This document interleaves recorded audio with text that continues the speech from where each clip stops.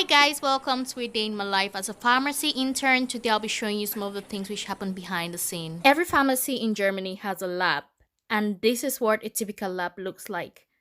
These labs are used in compounding drugs like suppositories, creams, and solutions, which get prescribed on a regular basis. And here are some examples of prescriptions waiting to be worked on.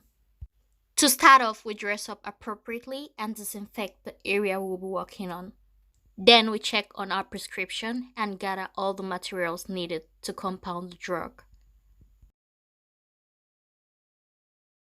When everything is set, we first of all do a quick checkup to see if everything on the prescription is compatible. Because not every chemical mixes well together, some of them may need a different pH to be stable, and some of them may need some conservative materials to be able to last for a longer period. So that's just what I'm doing at the moment. I type in everything I'm going to be using, and if all the components are compatible, I go ahead with the production or the compounding. If not, then I make the necessary adjustments. In this case, for example, there were no red flags, so I proceeded with the measurements. Precision and documentation are key in these processes. As you can see, there are two scales in the lab, one for the measurement of the active substance which I'm using currently. It's very sensitive to small quantities, and the other scale near it with a glass on top which can be used in measuring larger quantities. Every substance in the lab is marked according to its safety, as seen by the blue and yellow stickers.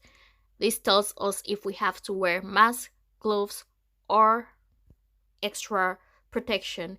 And you also have an internal charge number which helps us to be able to trace every substance we use in the preparation or compounding of every prescription. What I'm compounding today is an antiperspirant deodorant, and I'm starting up with the main compound used, aluminum chloride. It's a very simple deodorant containing just aluminum chloride, water, and isopropanol. First, I weigh in the aluminum chloride with as much precision as I can. And then, next, I add water. Only purified water, water of a particular standard or quality, can be used in compounding drugs to be able to ensure that the microbial load doesn't get out of hand and it can be conserved for longer periods, even when handed out. So I added in the water at this moment. Sorry guys, I couldn't capture it because, as you can see, I was interrupted by a colleague who was searching for something. But and however, here's the product. Now it's time to mix and make sure everything dissolves nicely. Unless I forget, I added alcohol too. Remember I talked about precision documentation, right? Everything I've been weighing at the moment has been documented, and one important factor when working with water is it has a tendency of evaporating. Alcohol too has the tendency of evaporating.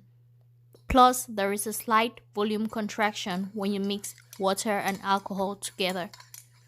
And this is important because I need to replenish everything I lost through evaporation. So I've been stirring now for like 5 minutes or thereabout, trying to catch all the little particles, making sure the solution is clear. And now it's time to check on the water and alcohol lost through the process of evaporation. After mixing properly and replacing the water and alcohol lost through evaporation, I now fill it in to a deer roller.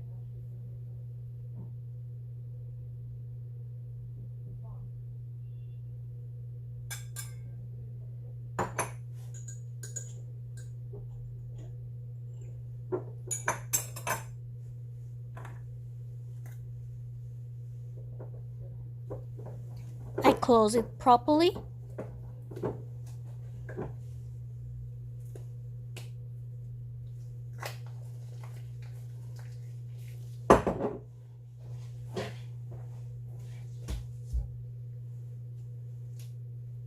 Label it with the patient's name, making sure it's the right patient so I don't give the wrong substance to the wrong people.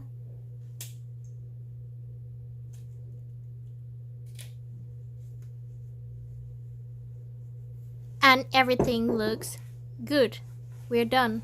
Now I go back to the computer where I document all the steps I took, write down all the measurements exactly as they were, making sure I document the charges used, the charges of the products I used. And when I'm done with everything, a certified pharmacist cross checks and signs it out to be given to the patient, and the signed documentations are saved in the pharmacy. Certified pharmacists usually don't get to compound drugs in the lab the way I'm doing. Pharmacy assistants usually do that, and the certified pharmacist signs off whatever they produce or compound in the lab. But during the course of our studies, we learn about everything which is being done in the lab, and this is a great avenue to practice.